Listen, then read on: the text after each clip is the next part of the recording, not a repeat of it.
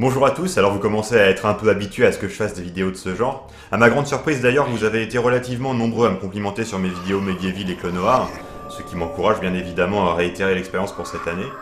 Et cette fois-ci, le jeu que je voudrais vous présenter est un jeu que j'aime beaucoup et auquel je jouais beaucoup quand j'étais plus jeune, et qui s'intitule l'Odyssey d'Abe. Ce jeu fait partie d'une série de jeux qui s'intitule la Quintologie Oddworld, et qui aurait dû être une pentalogie de 5 séries de jeux, donc pas de 5 jeux mais de 5 séries de jeux, qui n'a au final jamais été achevé, je vous en parlerai plus tard. Les particularités de ce jeu sont nombreuses. D'abord et avant tout, il est substantiellement plus long et plus compliqué que Clonoa, c'est sûr, que Medieval également, donc attendez-vous à me voir mourir un certain nombre de fois. Et il a plusieurs particularités, en particulier le fait que le héros n'ait qu'un point de vie comme tout le reste de l'univers, et qu'il soit pratiquement sans défense. Et d'autre part, l'une des spécificités de ce jeu qui le rendait révolutionnaire à l'époque et qu'il est en fait encore aujourd'hui parce que ça n'a jamais vraiment été refait depuis, c'est que le personnage peut parler. Salut. Par parler, je veux dire qu'il ne peut pas simplement interagir avec les personnages dans les phases de dialogue, mais qu'il peut s'adresser à la cantonade pendant n'importe quelle phase de jeu et être entendu par les autres personnages à l'écran qui réagissent à ce que le personnage dit.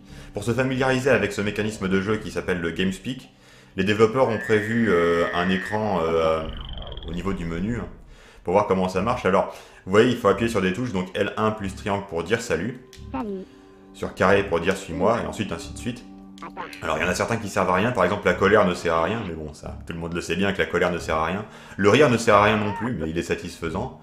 Il y a des sifflements qui servent pour les mots de passe, on sera amené à voir ça un peu plus tard dans le jeu. Et puis il y a également... Ouais, ça sert un peu plus dans la suite, l'Exode d'Abe. Ici, ça sert uniquement pour les mots de passe. J'ai dit que le héros était sans défense. En fait, il possède une capacité qui est de lancer une incantation en appuyant sur L1 et L2. Je vous montrerai à quoi ça sert. On peut également la lancer en appuyant sur L1 et R1, sur R1 et R2 et sur L2 et R2. Vous voyez qu'il y a une certaine flexibilité. En fait, en appuyant sur 2 des 4 boutons de l'arrière de la manette, on peut lancer cette incantation. Sans plus attendre, je vais vous montrer comment fonctionne le jeu. Ok. Le mode de joueur consiste simplement en le fait que quand un joueur meurt, il passe la manette à son copain et le jeu considère que c'est un autre joueur qui est en train de jouer. Je suppose qu'il enregistre la progression de chaque joueur et prend en compte la contribution relative de chacun des joueurs pour dire à la fin, je sais pas trop quoi, j'ai jamais vraiment utilisé ce mode. Et puis là, de toute façon, je suis tout seul. Donc on va sélectionner le mode 1 joueur et je vais vous laisser profiter de la cinématique.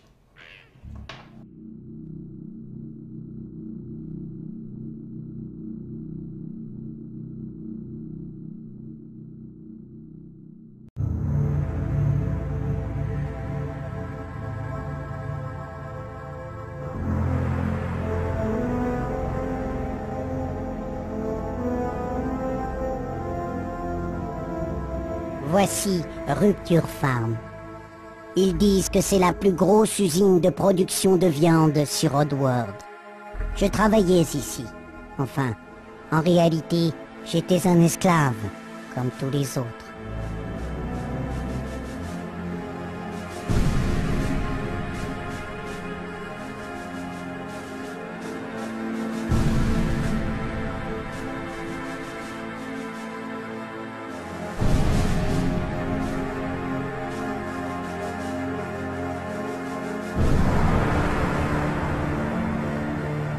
C'est moi. Je m'appelle Abe. J'ai été élu employé de l'année. Maintenant, je ne suis plus qu'un tas de viande.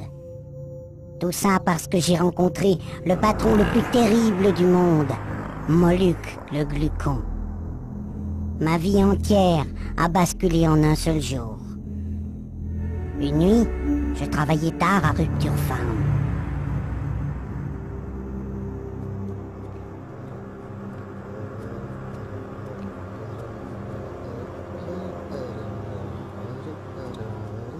Nous faisions des sandwichs au meat cheese.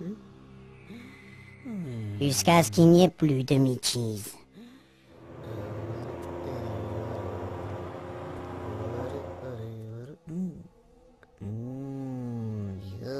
Nous faisions encore des tartes aux paramites. Et aussi de délicieux gâteaux au scrab.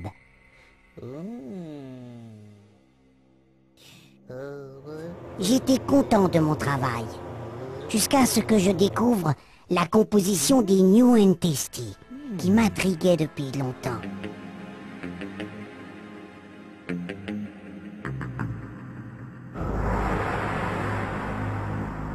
Mais ce que je découvris me terrifia.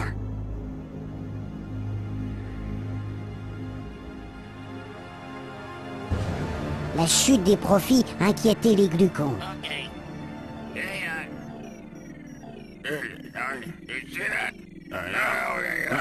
Et même les ventes de paramite et de scrap s'effondraient.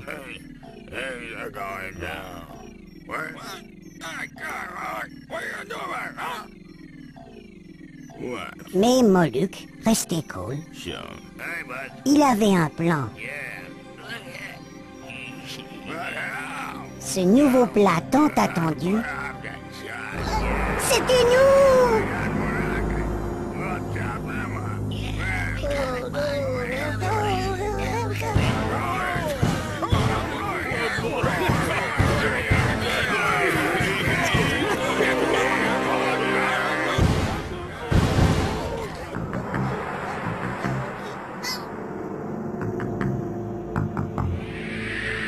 Il fallait que je m'échappe. Il fallait que je sois libre. Et je ne savais même pas que mon destin était tracé. Je t'en prie, tire-moi d'ici!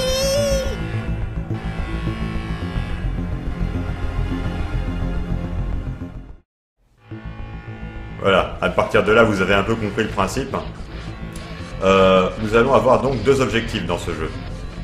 Aider Abe à s'échapper, donc enfin, nous échapper, hein, puisqu'on est promis à un sort funeste si on ne le fait pas. Mais également, aider les autres esclaves, nos congénères, les Mudokons, à s'enfuir de l'usine, puisque eux-mêmes, sans le savoir, sont promis à ce même destin funeste. Alors, j'ai dit que Abe était sans défense. Ce que je n'ai pas dit, c'est qu'il était maladroit. En fait, il ne l'est pas du tout. Quand on s'est habitué au contrôle un peu particulier de ce jeu, Abe est au contraire très maniable, et bien qu'il ait une façon de bouger un peu bizarre, il peut courir, sauter en courant, sauter sans courir, sauter vers le haut, faire des roulades, se prendre des murs, courir et se mettre à faire des roulades, faire des roulades et se mettre à courir, marcher normalement. Bref, il est très maniable. J'ai dit que nous devrions sauver nos congénères. Alors pourquoi est-ce que je vous raconte ça maintenant? Eh bien parce que nos congénères, on va les trouver soit sur notre route, soit dans d'innombrables passages secrets qui sont un peu partout dans l'usine et même ailleurs. Et si je vous en parle maintenant, donc c'est parce que des passages secrets, il y en a déjà un au premier écran du jeu. Voilà. Vous commencez à comprendre comment le jeu est fichu. C'est un jeu de plateforme avec plein de pièges mortels et notre personnage n'a qu'un point de vie. Ces hachoirs sont mortels, ces barrières électriques que je viens de désactiver sont mortelles. Et les gardes sont mortels. Celui-ci est endormi, là il va se réveiller. Les gardes ont une mitrailleuse. Là il va descendre de la corniche. J'ai deux moyens pour me débarrasser de lui. Soit je le fais tomber dans la trappe grâce au levier, soit j'utilise l'incantation. Je vais utiliser l'incantation pour vous montrer comment ça fonctionne.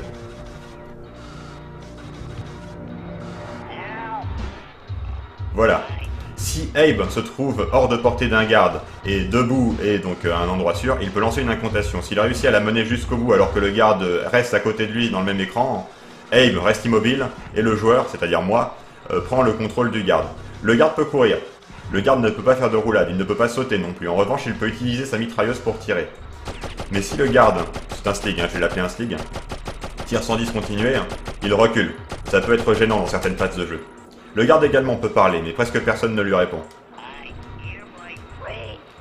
Alors, sauf si je dis au Mudokon de se baisser, auquel cas il se baissera. Et si je tire dans sa direction, il évitera mon tir. Ça permet de tirer sur un autre garde à travers un Mudokon sans tuer le Mudokon. Bon, comme j'ai rien d'autre à faire avec lui, je vais relâcher mon emprise. Et voilà. Le but est de libérer les Mudokons. Pour ça, il faut les faire passer dans des portails d'oiseaux. Et pour ça, il faut les y conduire. Et c'est pas évident parce que les Mudokons, eux, sont maladroits. Ils ne peuvent pas sauter, ils ne peuvent pas faire de roulade. Ils imitent ce que fait Abe, mais avec un temps de retard et ils ont un temps de réaction qu'il faut prendre en compte. Par exemple, là, je vais lui dire de me suivre. Maintenant, pour qu'il ne prenne pas le hachoir. C'est-à-dire que, pour qu'il ne prenne pas le hachoir, il faut que je lui dise de me suivre au moment où il aurait toutes les chances de se prendre le hachoir, c'est-à-dire quand le hachoir est sur lui, à cause de son temps de réaction. C'est un mécanisme du jeu auquel il faut s'habituer. Les Mudokons ont quand même leurs avantages, et en particulier ils sont capables de détecter où on est même s'ils ne nous voient pas. Là par exemple je suis à l'étage supérieur par rapport à celui-là, mais il sait où je suis, de sorte que si je lui dis de me suivre, il s'arrêtera pile derrière moi. Et si je me remets à marcher, il me suivra. Sauf s'il m'a oublié. C'est aussi un gros problème, c'est que les Mudokons ont la mémoire courte, et si je passe trop de temps sans rien faire, ils m'oublient.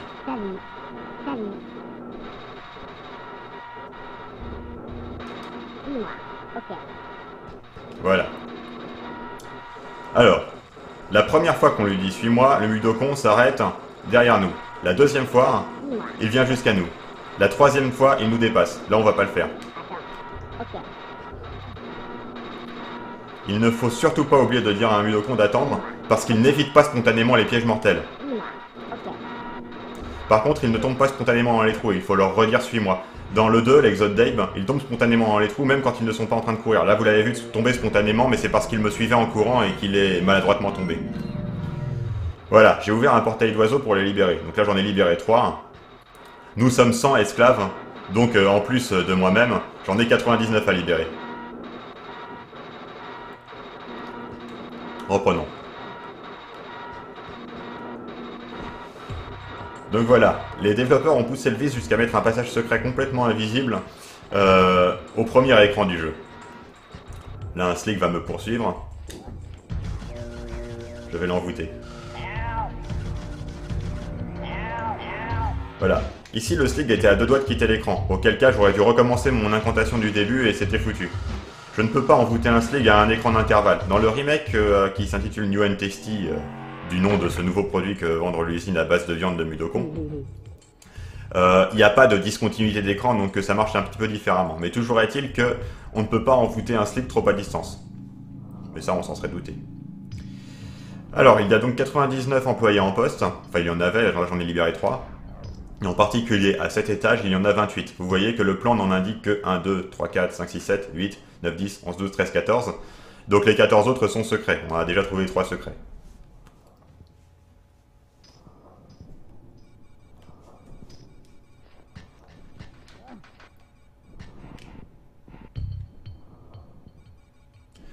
Alors il y a ces bornes en haut de l'écran qui nous donnent des conseils. Alors quand c'est en vert, ce sont des conseils. Quand c'est en rouge, ce sont des petits textes humoristiques. Les textes humoristiques sont les plus intéressants.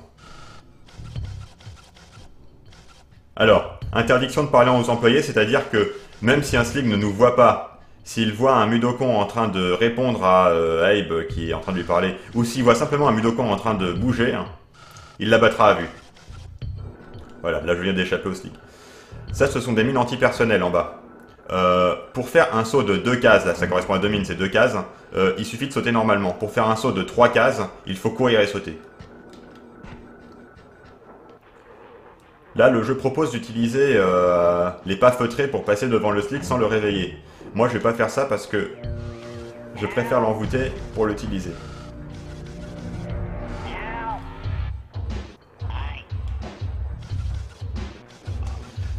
Donc là, vous voyez qu'il y a une barrière électrique.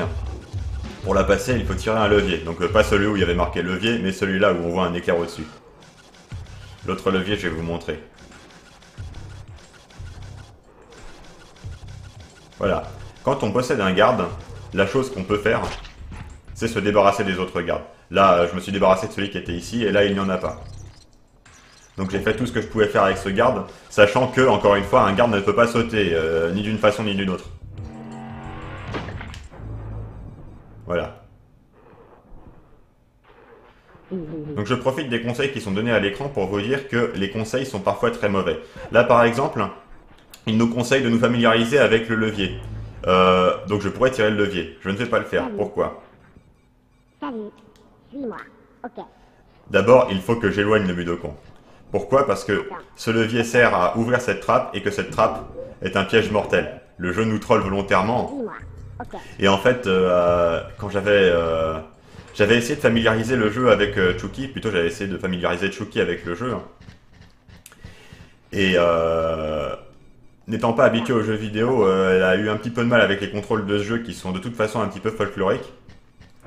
Et donc elle avait mis 10 000 ans à réussir à tirer sur ce levier parce qu'en fait elle faisait soit un pas de trop, soit un pas de pas assez, c'est-à-dire que pour s'arrêter pile à l'endroit où on veut, il faut relâcher la pression sur la manette un petit peu avant, et ça c'est pas forcément évident. Donc après avoir passé 5 minutes à essayer de se mettre devant le levier correctement pour tirer dessus, elle tire dessus pour découvrir à quoi ça sert. Je vous prie de croire qu'elle m'en a voulu, parce que je l'ai laissé galérer pour réussir à faire ça en sachant moi pertinemment que ça allait avoir ce résultat. Donc là vous voyez, il y a ces deux Mudokons que je dois libérer, mais avant ça vous vous doutez bien qu'il y a des passages secrets un peu partout. Donc je vais aller dans un. Voilà. Ça va me permettre de vous montrer le fonctionnement des bombes et le fonctionnement de ces appareils rouges que vous voyez ici. Les Mudokons sont capables de lancer une incantation. Les industriels en sont conscients. C'est pourquoi ils ont créé ce type de machine pour empêcher l'envoûtement. Quand on utilise ce genre de... Quand on essaye d'envoûter alors que cette machine est ici, on est foudroyé. Et quand on a une bombe avec nous, la bombe tombe de notre poche et explose. C'est ce que vous avez pu constater là.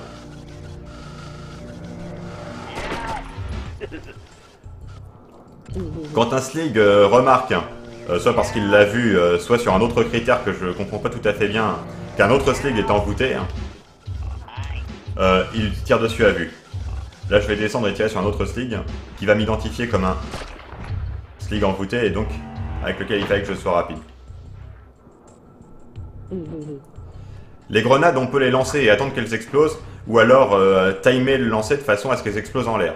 Pour ça, il faut avoir conscience d'une chose, c'est que ces grenades bip 6 fois avant d'exploser. Là, vous entendez, je vais faire un petit truc amusant, vous allez voir. 2, 3, 4, 5, 6. Ah, j'ai raté. Si j'avais commencé mon incantation suffisamment tôt, j'aurais pu ouvrir le portail d'oiseau malgré le fait d'avoir été soufflé par l'explosion.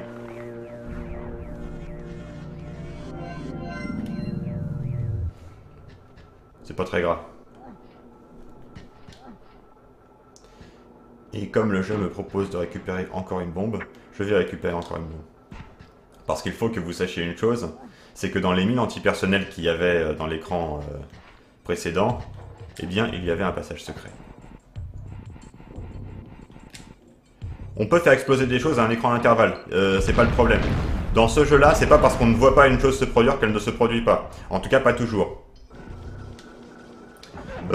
Dans le deuxième jeu, l'Exode d'Abe, il y a beaucoup plus de choses qui n'arrivent pas si on ne les voit pas arriver. Alors, je sais plus. Ouais. Voilà, j'ai sauté depuis trop au bord de la corniche. Et vous constatez la première cruelle réalité de ce jeu, c'est que on ne peut pas générer de checkpoint à n'importe quel endroit comme on peut le faire dans la suite. Il y a des checkpoints prédéfinis, qui ne nous sont même pas indiqués d'ailleurs. Et si on meurt, eh bien on reprend à partir de cette checkpoint et il y a un certain nombre de choses qu'on peut être obligé de recommencer.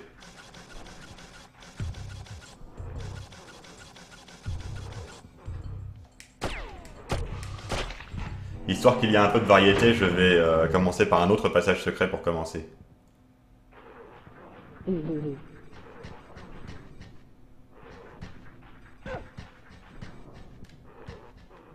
Alors, parfois il y a un petit bug et ces anneaux n'apparaissent pas. Auquel cas il faut sauvegarder et recharger. Voilà. Donc vous voyez, il y a cet appareil qui m'empêche d'envoûter.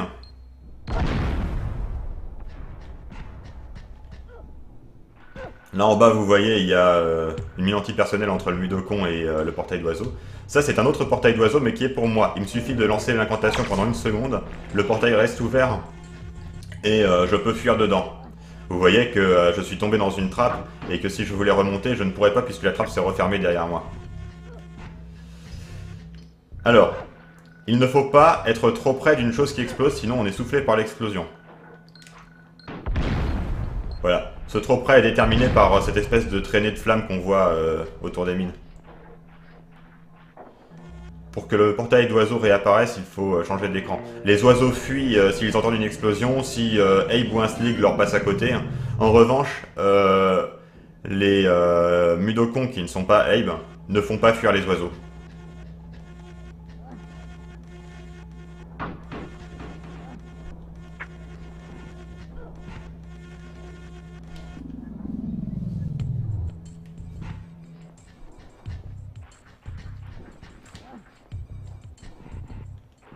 le ferai l'autre après.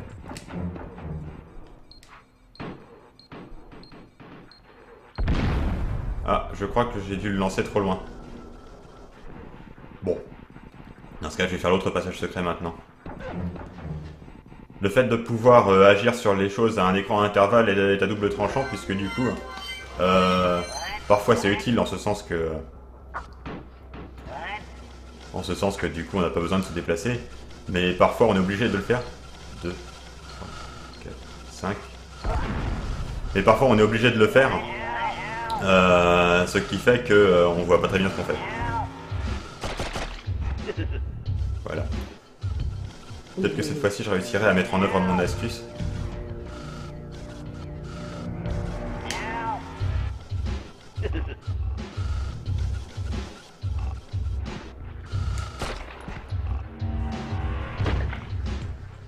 Les sligs ont des munitions illimitées, mais comme tout n'a qu'un point de vie, il est inutile de tirer plus d'une fois sur chaque chose. Ok, donc regardez. 1, 2, 3, 4, 5. Voilà. Vous voyez, quand l'animation de l'ouverture du portail se déclenche, il lui faut un moment avant de s'arrêter. Je peux utiliser ça pour reprendre mon incantation, et malgré le fait d'avoir dû chuter à cause de l'explosion.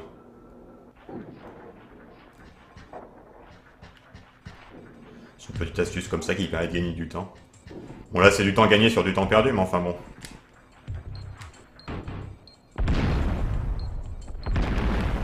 Voilà.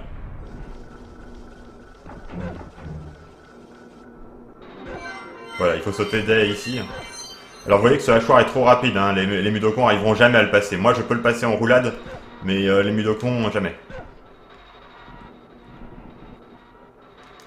Donc en fait ce qu'on fait avec ce levier, c'est qu'on inverse le rythme des hachoirs. Celui-ci devient rapide, celui d'en haut devient lent. Un aspect un peu frustrant de ce jeu-là par rapport à sa suite, l'Exode d'Abe, c'est que dans celui-là on ne peut parler qu'à un Mudokon à la fois. Et du coup tout ce qu'on fait, on doit le refaire 2 fois. Alors, certaines énigmes, et donc en particulier leurs difficultés, sont basées sur le fait qu'on ne peut pas parler à plus d'un Mudokon à la fois, donc c'est délibéré de la part des développeurs, mais ça reste frustrant quand on a connu, du coup par la suite, un système où on pouvait parler à tous les Mudokons en même temps. Dans New and Tasty, le remake, on peut parler à plusieurs Mudokons à la fois. Et voilà. Donc, même en ayant inversé la vitesse des hachoirs une deuxième fois, il faut pas que j'ouvre le portail d'oiseau tout de suite. Parce que les Mudokons auront toutes les chances de mourir écrasés par le hachoir parce qu'ils vont courir inconsidérément, comme à leur habitude.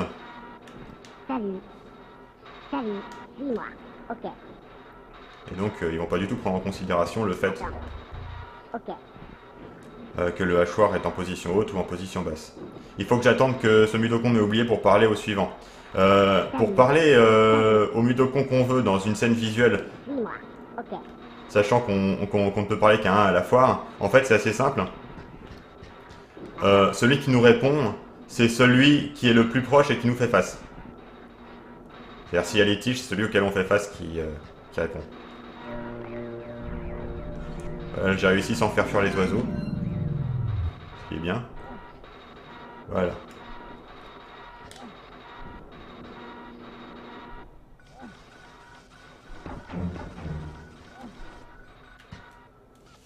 Nous allons pouvoir continuer.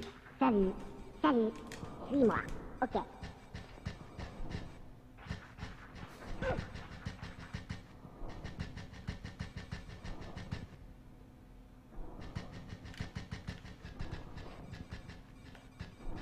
Attends.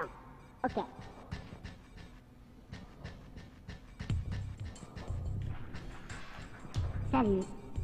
Salut, suis-moi. Vous voyez qu'une fois qu'on a résolu les énigmes, la scène visuelle devient beaucoup plus dépouillée. Il n'y a plus d'ennemis, il n'y a plus de pièges, il n'y a plus de tout. Attends. Ok. Il n'y a plus que les Mudokons à délivrer et ensuite on s'en va.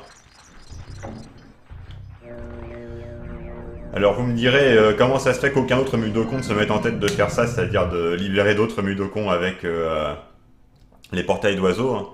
Bah il y a plusieurs raisons à ça. En principe, tous les Mudokon ont cette capacité de faire des incantations. Maintenant, elles sont peut-être particulièrement puissantes chez Abe, et c'est peut-être lié au fait qu'il ait la peau bleue, j'y reviendrai peut-être.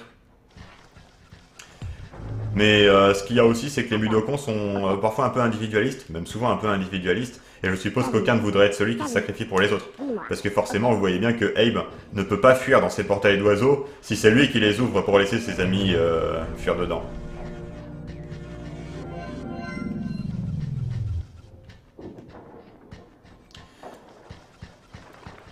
Ayant été dans les passages secrets, j'ai un avantage par rapport à la stratégie prévue par le jeu, c'est que je possède une bombe. Je pourrais m'en servir pour posséder ce slig en détruisant l'appareil qui sert à empêcher les envoûtements. Je préfère faire ça. J'ai fait tomber le slig vers la gauche dans cette trappe, ça le tue. S'il tombait vers la droite, ça ne le tuait pas parce que c'est un passage secret et qu'il y a une corniche. Vous voyez? Mais le fait d'avoir une bombe m'avantage en ce sens que je peux posséder ce slig. Je ne sais pas. Ah oui, je n'ai pas récupéré de bombe. Bon, alors je vais vous montrer comment on fait pour cette section quand on n'a pas récupéré de bombe. J'ai été un peu négligent. Voilà. Là, il m'a entendu, mais il était de dos, donc il ne m'a pas vu. Je suis tombé dans l'ombre, donc il ne me voit toujours pas. Il sait qu'il s'est passé quelque chose, mais il ne sait pas où. Il ne me voit toujours pas. Si je marche à pas de loup, hein, il ne me verra toujours pas. Merde. Ah, c'est bon. J'ai eu de la chance. Il n'a pas tiré. Alors, vous voyez, les sligs frappent parfois sur les Mudokon. En théorie, ça ne les tue pas, mais je crois que s'il le fait suffisamment de fois, ça les tue. J'ai un souvenir d'enfant de Mudokon qui mourait sous les coups d'un slig. Mais ça ne s'est jamais reproduit depuis. Donc j'ai peut-être mal interprété ce que j'ai vu. Voilà. J'ai eu la chance que le slig ne tire pas en m'entendant. Voilà.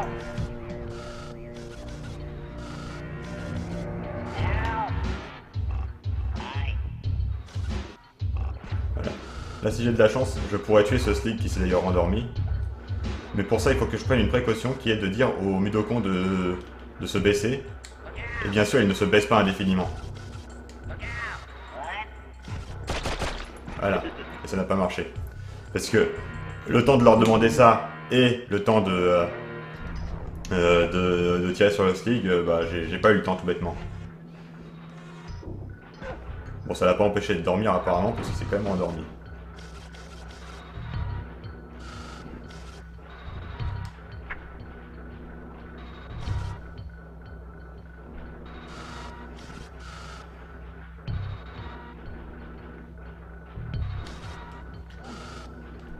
Il a pas eu le temps de me voir là.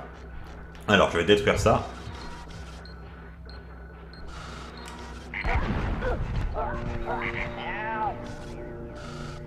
Maintenant, je vais pouvoir posséder ce slig et détruire la mine antipersonnelle. D'abord, je vais arrêter ce hachoir grâce à ce levier. Et voilà. Le Mudokon qui était là était encore trop loin pour être soufflé par l'explosion. J'ai eu un peu de chance. Oui, non, j'aurais dû penser à prendre une bombe. J'aurais pu repasser dans un passage secret, si vous voulez, après avoir tout fait, hein, pour récupérer une nouvelle bombe, mais je ne l'ai pas fait. Salut. Salut. Suis-moi. Ok. Suis-moi. Ok.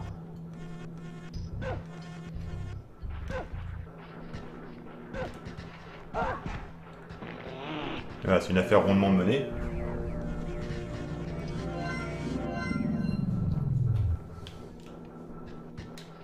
Continuons.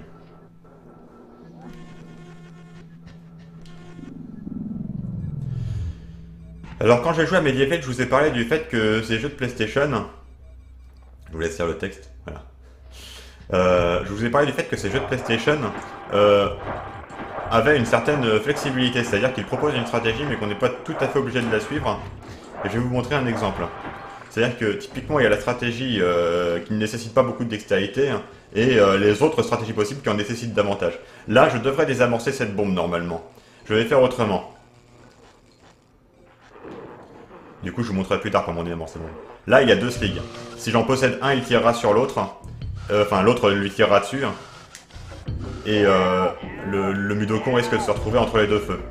Ce que j'ai fait, c'est que j'ai tué un Slig avec la trappe qui conduit vers un piège mortel et pas vers vers un passage secret. Quand on reviendra, ce sera un passage secret, mais peu importe. Et ensuite, voilà. Même s'il y a un portail de foudre, le Slig reste matériel suffisamment longtemps pour faire exploser la bombe. Ce qui fait qu'il n'était pas nécessaire de s'embêter à la désamorcer. Salut, suis-moi. Ok. Proverbe Mudokon, quand le Slig crie, mieux vaut s'enfuir. Ouais.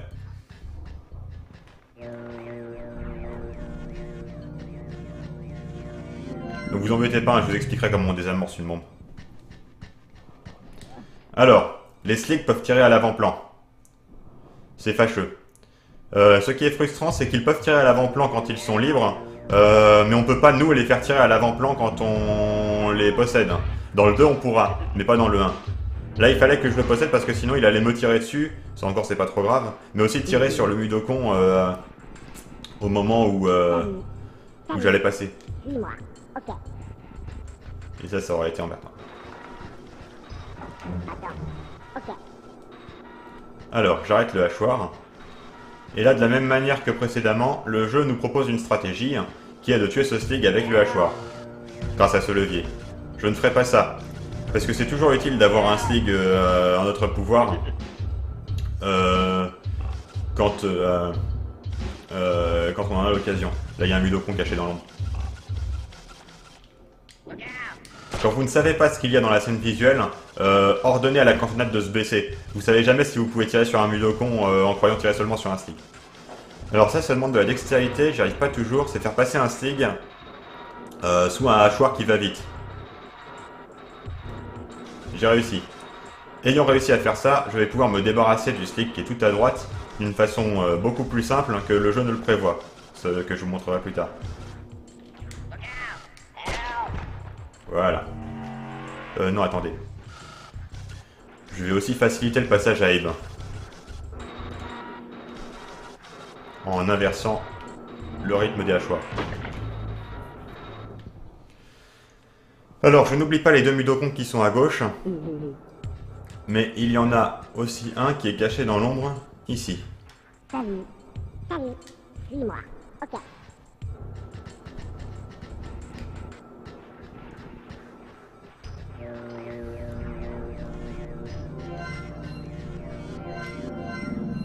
Et voilà.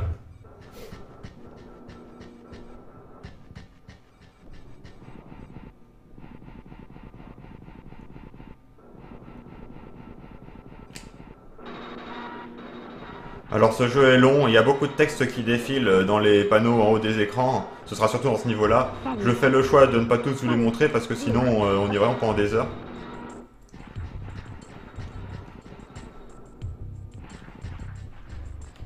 Attends. Ok. Salut. Salut. Salut. Suis-moi. Ok.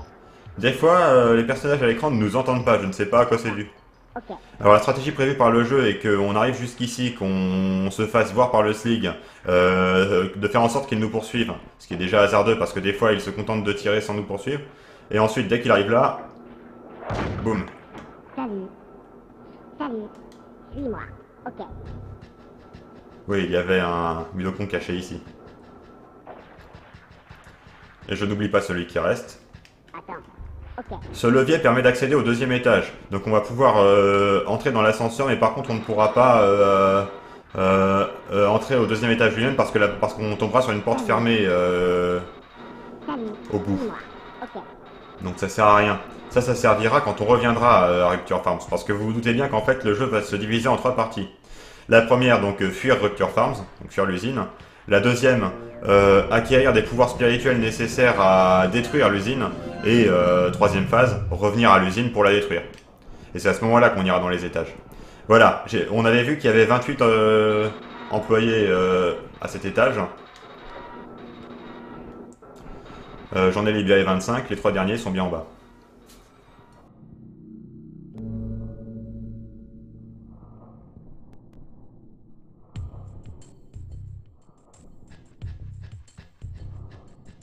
Alors, Par là, on ne peut pas passer. C'est là qu'on va revenir quand on reviendra à l'usine, justement. Est-ce que j'ai bien une bombe? J'ai bien une bombe.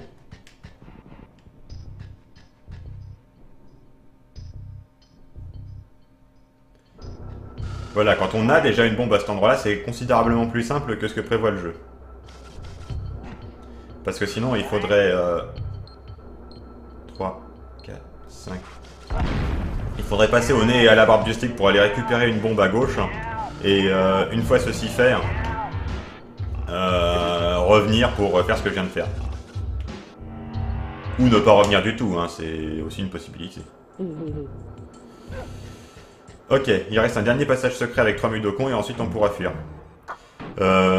C'est d'autant plus essentiel dans ce niveau-là que autant dans les autres niveaux, un Mudokon qu'on laisse derrière soi restera laissé derrière soi, autant ceux-ci seront carrément tués si on les laisse derrière nous. C'est ce que disait ce panneau qui est devant lequel on vient de passer. Vous allez le revoir là, puisque le passage secret est ici, derrière le slig.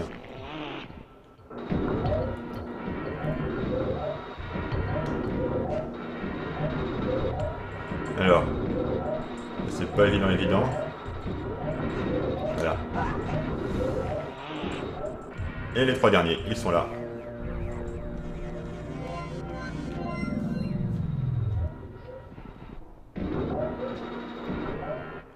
Donc on le voit sur ce panneau des employés que on a bien libéré 28 Mudokons. Et qu'on ne déplore aucune victime.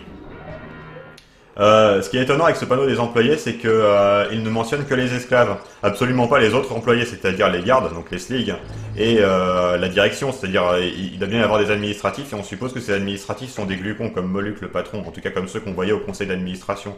À moins qu'il n'y ait vraiment qu'un conseil d'administration qui ne travaille pas ici toute la journée, tous les jours, mais... Bon. Dans le 3e jeu, qui est en fait le premier jeu de la 2e série, l'Odyssey de Munch, qui met en scène le 2e héros de la pentalogie, de la quintologie, Munch, les panneaux d'employés indiquent aussi les gardes et la direction, ce qui encourage non seulement à libérer tous les esclaves, mais aussi à massacrer tous les gardes.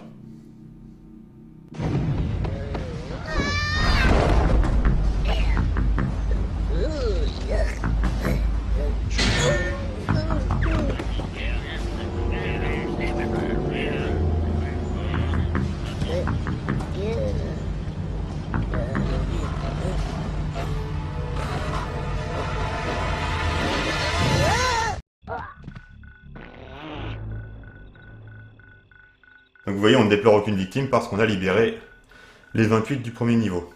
Alors, faire très attention qu'ici, il y a un Mudokon et qu'il sera tué par cette bestiole qu'on voit en bas à droite, qui est un Scrab, si on ne le libère pas. Donc vous voyez, le Scrab peut parfaitement passer de ce côté-là et il aurait tué le Mudokon si on l'avait pas libéré. Un Scrab, normalement, c'est rouge, on le verra quand on sera dans leur terre natale. Et ça qu'on voit devant nous, c'est les détecteurs de mouvement.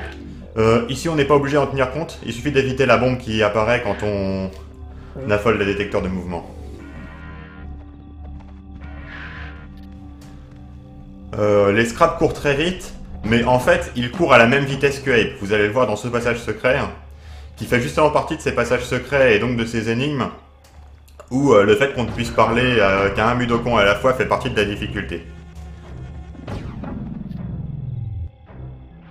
Vous allez voir. Alors déjà, ne pas oublier d'activer ce portail d'oiseau. Ensuite, attirer le Scrab qui est ici. Et vous allez comprendre le principe. Les Scrabs détestent l'envoûtement, mais on ne peut pas les envoûter. On ne peut envoûter que les sligs. Ah si, il m'a entendu, c'est bon. Alors comme si ça suffisait pas, il y a des sauts. Il y a ces 2 petits sauts là pour lesquels on a un peu le droit à l'erreur, c'est-à-dire pour lesquels... C'est-à-dire pour lesquels on a une petite marge de manœuvre. Et le grand saut auquel il faut vraiment bien sauter au bord du précipice, sinon ça ne marche pas. Salut, dis-moi, ok. Vous voyez, si on avait pu faire les 2 d'un coup, ça aurait été vachement plus simple. Enfin, 2 fois plus simple, quoi. Là, vous voyez, j'ai appuyé trop tard.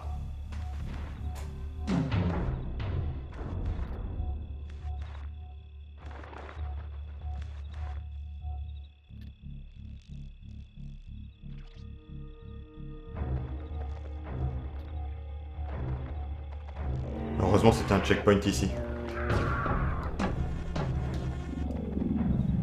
On recommence. Cette petite musique, c'est une musique qui indique les passages secrets. Alors elle ne se déclenche pas à chaque fois, je ne sais pas si c'est un bug. Mais sur mon jeu PlayStation, c'était déjà pas le cas. Si je suis obligé de faire cet envoûtement pour ralentir le scrap, c'est parce que le temps de réaction des Mudokons est tel que... le temps qu'ils répondent, il faut que je m'assure que le scrap ne bouge pas. C'est bon, j'y arrive. Là, du coup, j'utilise l'envoûtement pour le ralentir. Et ça m'oblige à libérer le Mudokon. Mais c'est pas grave parce que les portails d'oiseaux réapparaissent même quand il n'y a plus de Mudokon à libérer. Donc, à très forte raison, même si on ne les libère pas tous à la fois, il y aura toujours un portail d'oiseaux pour libérer le retardataire.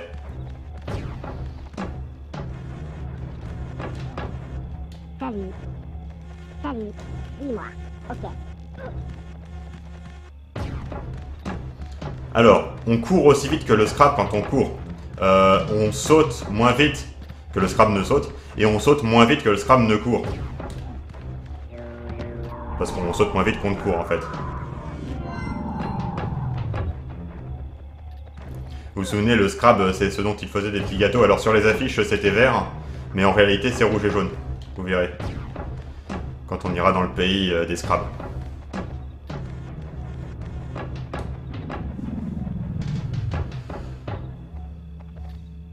Voilà, et on revient ici.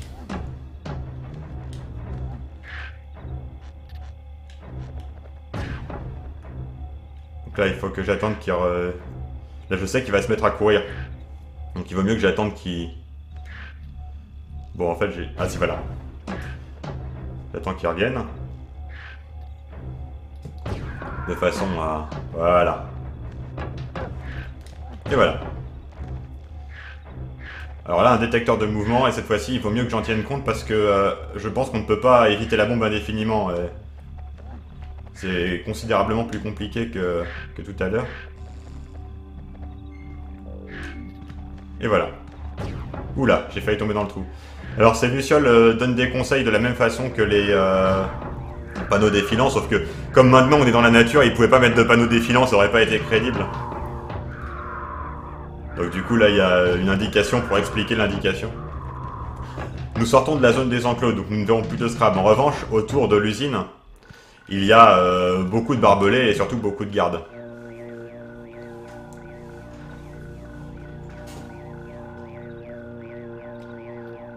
Voilà, fort heureusement on peut se cacher dans l'ombre.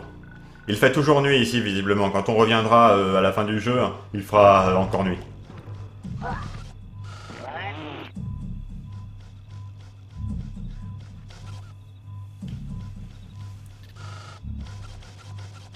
Alors, on peut se tenir dans l'ombre sans qu'un Slig nous voie, mais on ne peut pas bouger dans l'ombre sans qu'un Slig nous voie. Si on fait face à un Slig et qu'on bouge dans l'ombre, il nous voit bouger. Et il nous tire dessus.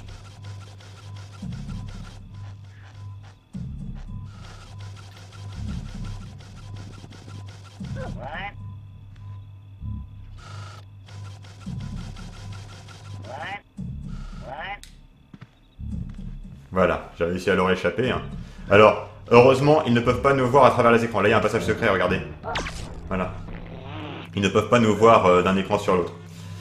Avant de passer dans le passage secret, je vais essayer de faire une chose qui est assez compliquée.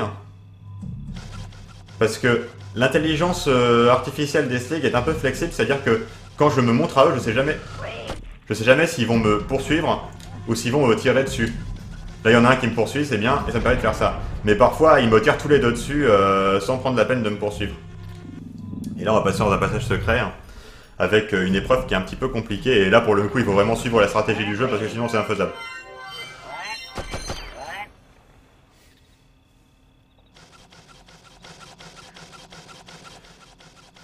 Donc, il n'y a pas d'appareil anti-envoûtement, mais comme il y a un Slig à chaque étage, on ne peut pas les posséder.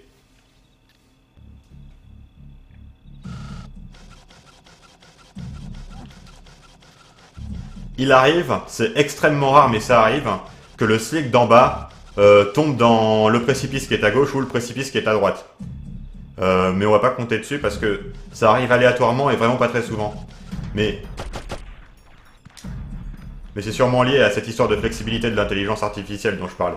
Alors, La stratégie consiste, pendant que ces deux slicks seront absents, si j'arrive à trouver moyen qu'ils soient absents tous les deux en même temps, à faire bouger les Mudokons vers la gauche, alors sans les faire changer d'écran, ensuite d'activer la bombe, et de faire en sorte que le slig bouge et se fasse exploser par la bombe. Salut. Salut. Dis-moi. Ok. Attends. Ok. Alors je suis obligé de les faire un par un parce que j'ai pas le temps sinon. Le problème, c'est que quand un slig constate qu'un Mudokon a bougé, alors s'il le voit bouger, il lui tire dessus. Mais quand il constate qu'un Mudokon a bougé, il le frappe. Et ça le retarde. Et comme ça le retarde, ça peut désynchroniser les deux sligs. Alors, comme il fait du bruit en le frappant, le slig du bas réagit au bruit qu'a fait le slig du haut et ça le ralentit aussi, mais ça suffit pas toujours à les synchroniser complètement. Et là, typiquement, comme il fait... Voilà. Là, comme il s'est passé trop de temps, il faut que je fasse du bruit pour retarder encore plus le slig du haut, de façon à resynchroniser le slig du haut avec le slig du bas. Mais ça risque de ne pas suffire. Ce que je peux faire aussi, c'est leur mettre un coup de pression en commençant une incantation. Ça va les faire courir dans tous les sens, et ça a une chance sur deux de les synchroniser. Mais là, ce sera pas utile.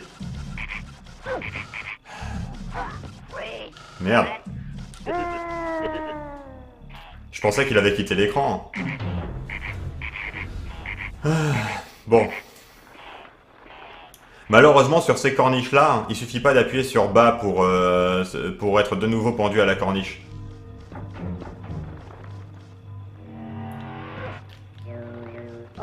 Celles qui conduisent à un trou sans fond, on ne peut pas s'y pendre volontairement, il faut faire un saut pour y être pendu. Alors vous allez peut-être voir ce dont je vous parlais.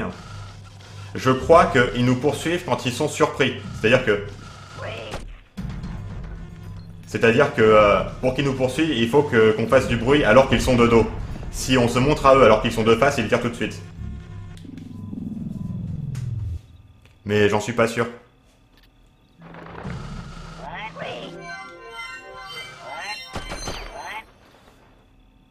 Voilà, donc le problème de cette épreuve, c'est le fait que les slicks soient synchronisés. Et là, ils le sont pas du tout, mais alors pas du tout, du tout, du tout, du tout.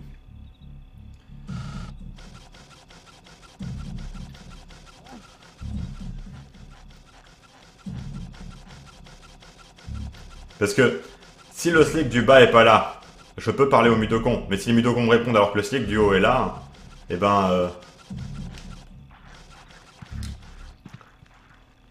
le slick du haut va leur tirer dessus.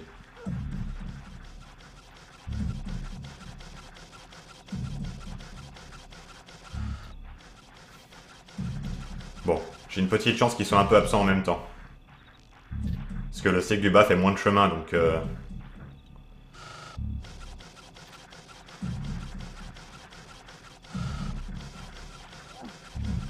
Salut. Salut. Dis-moi. Ok. Attends. Ok.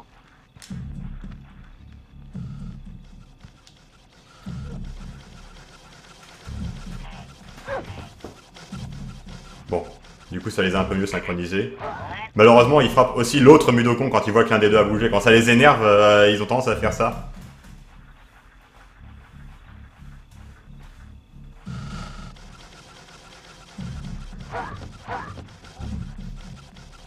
Salut. Salut. Dis-moi. Ok. Vous remarquerez que les Mudokon n'ont pas tous la même voix. Il y en a qui ont des voix plutôt aiguës et d'autres qui ont des voix plutôt graves. Dans le 2, il y aura une plus grande variété de voix de Mudokon. Et en particulier, il y aura une plus grande variété de Mudokon parce qu'il y en aura certains qui sont aveugles. Alors, vous les voyez maladroits comme ils sont, imaginez-les aveugles, ils s'arrêtent même pas au bord des précipices. Malheureusement, là, ils sont pas du tout, mais alors pas du tout synchronisés. Et j'ai encore besoin qu'ils le soient un peu. Je leur mets un coup de pression. Pour essayer de les resynchroniser.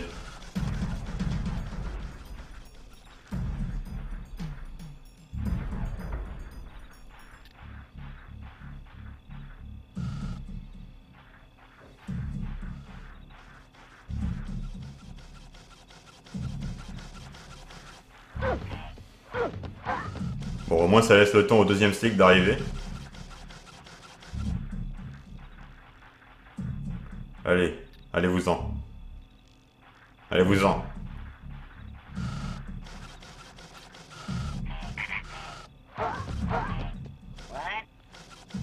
Mais voilà, il a été déconcentré par le bruit que faisait l'autre slig.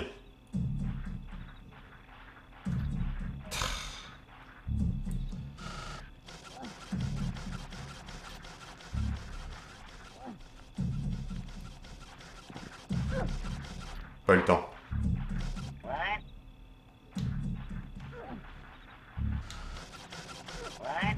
Voilà, au moins je l'ai retardé pour que les deux puissent se synchroniser.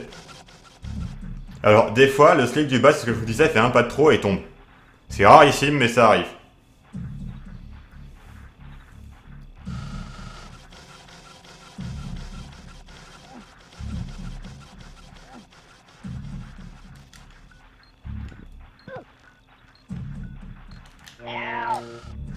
Voilà, j'accélère un peu le mouvement.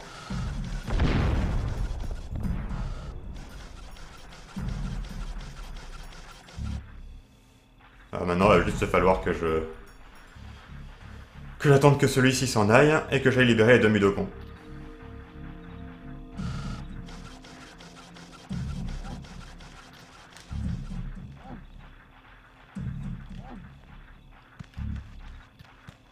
Salut. Salut. Dis-moi. Ok.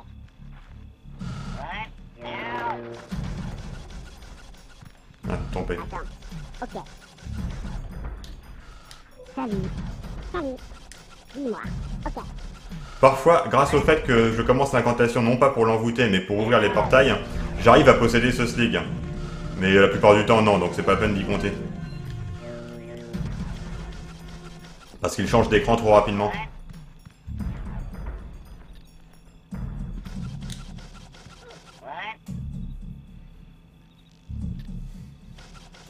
Alors je suis pas tout à fait au bout de mes peines avant le prochain checkpoint, il faudra donc d'une part que j'arrive à sortir d'ici, et d'autre part que j'échappe au slick qui restait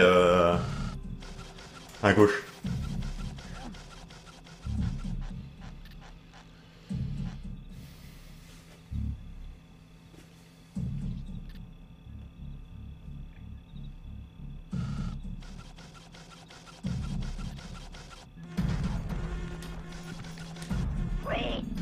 Et voilà.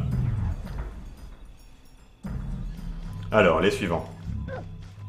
Voilà. Voilà, là, vous entendez ce bruit, il est tombé.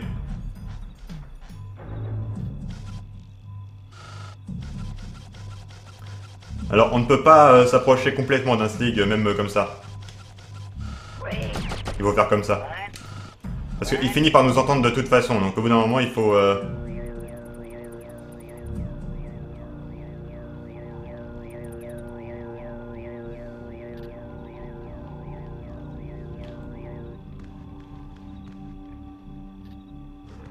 Alors, ici, il y a des chauves-souris. Alors, il faut faire attention aux chauves-souris, c'est des ennemis mortels aussi, hein. On meurt en un coup avec les chauves-souris. Mais ici, il y a un passage secret. Alors, chose amusante, il se réveille, mais il ne se retourne pas.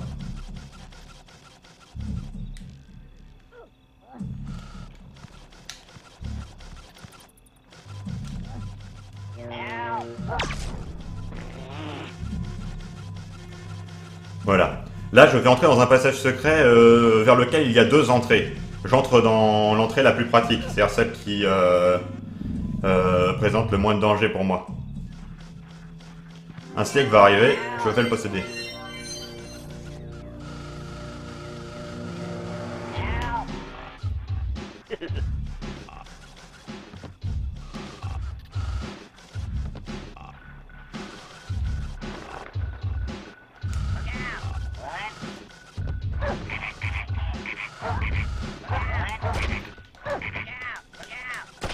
Alors, ces deux sligs n'ont pas compris que celui qui leur faisait face avait un comportement suspect, en particulier le deuxième n'a pas compris que le premier avait tué un de ses collègues, ou alors il s'en fout.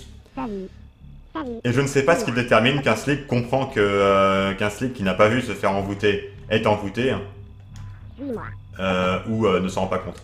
Suis-moi. Ok. Attends. En fait, je crois que ça dépend simplement de ce que les développeurs ont prévu comme stratégie pour leur énigme. Suis-moi. Ok. Suis-moi. Ok. Attends. Ok. Ou alors c'est peut-être simplement que certains sligs ont reçu l'ordre de tirer sur n'importe quel slig qui serait pas... Salut. Suis-moi. Ok. qui serait pas du coin, quoi, qui viendrait d'un autre écran ou d'une autre section de l'usine. Attends. Ok. C'est peut-être plutôt ça, en fait. Salut. Suis-moi. Ok. Il y a peut-être une réglementation très stricte sur la mobilité des sligs dont on n'est pas au courant.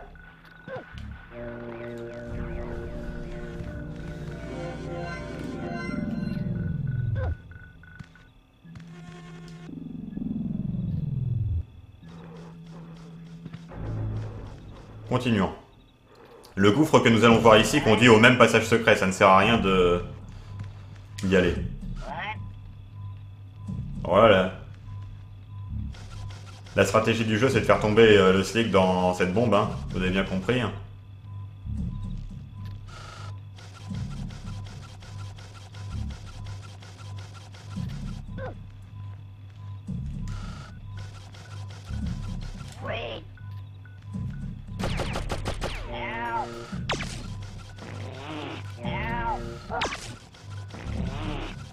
Bon.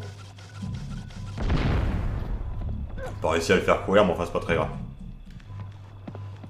Je vais quand même vous montrer que ce précipice conduit au même passage secret.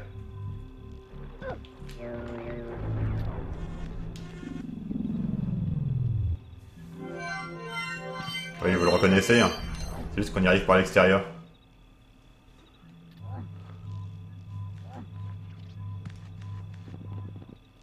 Et donc là, on est dans une de ces zones vides où il n'y a plus ni garde ni esclave. Quelque part, moi je trouve ça satisfaisant, ça veut dire qu'on a bien fait son travail.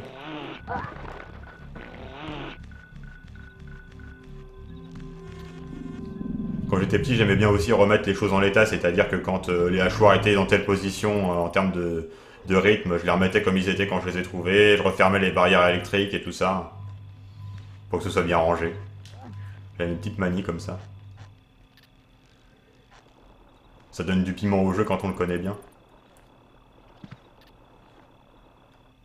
Voilà. Je sais pas trop à quoi ça servait de récupérer un rocher là où j'ai récupéré, parce que finalement, on pouvait en récupérer ici aussi. C'est peut-être du troll de la part des développeurs. Parfait. Passage secret. Passage secret. Passage secret. Enfin secret. Il s'agissait d'aller à droite, hein, c'est la portée de... Alors, c'est là qu'on remarque que un saut normal, ça correspond à 2 cases.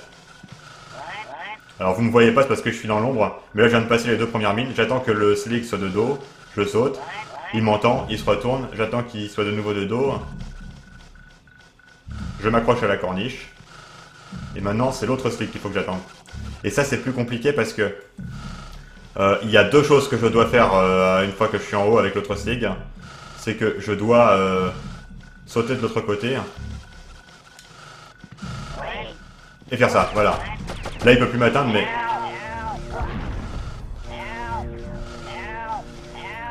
Il peut plus m'atteindre, mais pour ça il fallait que j'ai le temps de faire tout ça et... C'est pas si évident. Alors...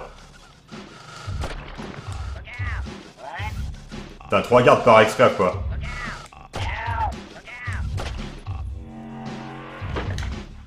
Trois gardes pour un seul esclave.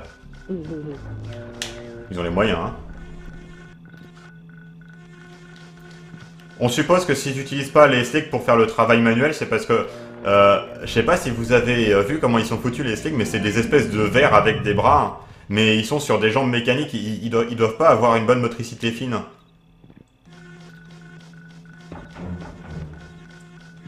Voilà. Grâce au suicide du slick d'en bas, je peux passer ces 2 bombes. Parce que sinon il y en avait 3, et pour passer 3 bombes d'affilée, il faut pouvoir prendre son élan, et là c'était pas le cas. Ok, est-ce qu'il me reste une bombe? Ouais, il me reste une bombe. Alors là, je vais m'en servir pour faire ça. Voilà. J'ai récupéré... Enfin, une bombe. Une pierre. Donc, selon les sections, en fait, on peut avoir... on peut avoir qu'un seul type d'objet à la fois. De toute façon, il n'y a jamais vraiment d'endroit où on pourrait avoir à la fois une pierre et une bombe. Mais bon, il y a des endroits où on peut avoir des bombes, des endroits où on peut avoir des pierres et des endroits où on peut avoir des morceaux de viande. Et il se trouve que si on a un objet dans notre poche, quand on passe d'une section à pierre à une section à viande par exemple, eh bien si on avait une pierre dans notre poche, ça devient un bout de viande. C'est-à-dire que le jeu a enregistré qu'on avait un objet dans notre poche. Mais par contre il n'a pas enregistré si c'était une pierre ou un bout de viande.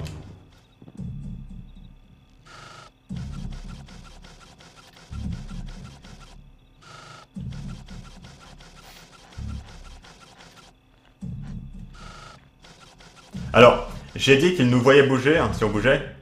Oui. En fait, il nous voit faire des pas. Mais si on se retourne, c'est-à-dire qu'on est tourné vers la droite et qu'on se tourne vers la gauche, ça il ne le voit pas. Donc en effet, on y est presque.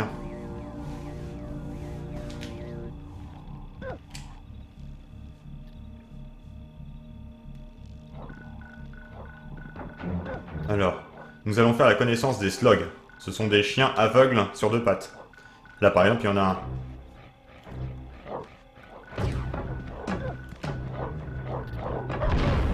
Comme j'ai dit, ils sont aveugles.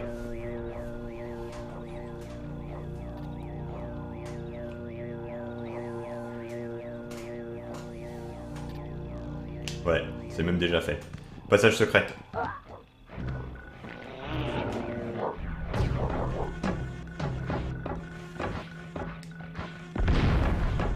Ah. Je ne sais pas. Pas eu assez de pierres. Je suis étonné. Ah oui, mais c'est parce que normalement ils s'attendent à ce que je récupère des pierres ici et là il va m'en donner les 3.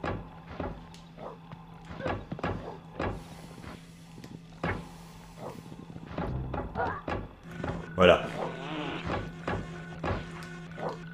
Comme j'ai eu la présence d'esprit d'ouvrir le portail depuis cet écran, il y a un certain nombre de choses que je ne serais pas obligé de faire. En particulier, je ne serais pas obligé de détruire cette bombe-là pour passer sur la corniche là-bas et retrouver l'écran de gauche afin d'ouvrir le portail puisque je l'ai déjà fait.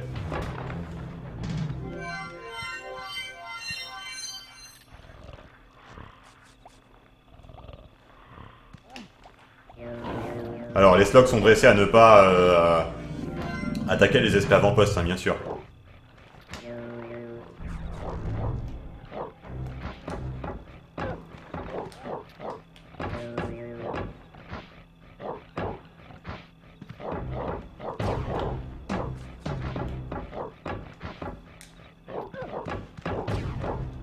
Et voilà.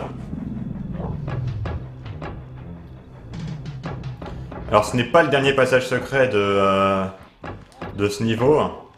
Il y en a encore un qui est là. Mais encore une fois, le côté secret du truc est peut-être un petit peu exagéré. Enfin, plutôt c'est une exagération du côté secret. Alors les portails, on ne sait jamais dans quelle direction ils s'ouvrent. Est-ce que c'est depuis la droite ou depuis la gauche? Voilà, c'est depuis la gauche. Voilà, en fait, on est dans la partie gauche du complexe dans lequel on était au précédent passage secret. Là, vous reconnaissez l'endroit d'où on vient.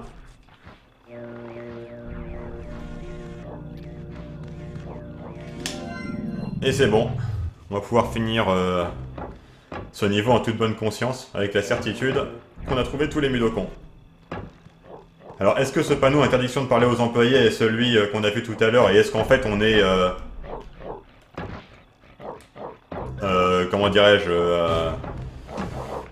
à gauche de l'endroit où on était, mais vous voyez, de façon un peu en biais, quoi.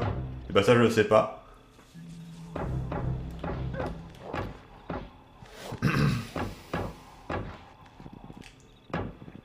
Ok, nous y voilà.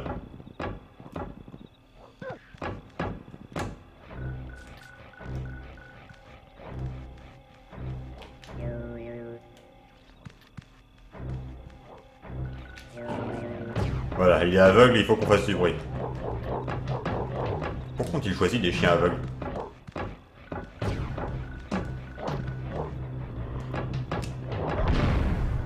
Enfin, peut-on parler d'aveugle pour quelque chose qui n'a pas Dieu? Oui, il n'a pas la vue, mais l'idée d'aveugle fait penser à un handicap. Alors ça, c'est pas un passage secret, ça nous conduit plutôt dans le niveau. C'est pas un attrape-nigo, c'est au cas où on n'a pas réussi à se débarrasser du slog comme prévu par le jeu. C'est pour qu'il tombe dans ce trou et qu'on puisse lui échapper quand même. Mais Je ne sais pas. c'est aussi par là qu'on reviendra quand on reviendra à Rapture Farms. Avez-vous vu cette lune tout à l'heure qui avait une main à 4 doigts dessus? Cette main est celle de Abe. En fait, c'est une main de Mudokon et elle va jouer un rôle dans la cinématique qui suit.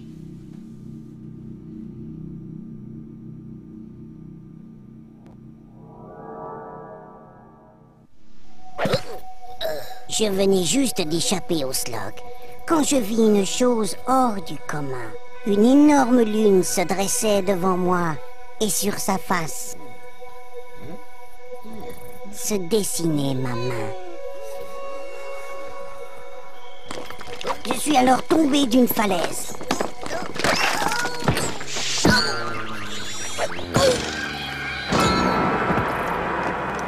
Et le crâne me suis fracassé. Un grand visage apparut et dit que la vie m'avait quitté. Et que notre monde avait changé, qu'un jour il pourrait disparaître. Il m'a dit que mon destin était de sauver ce qui pouvait l'être.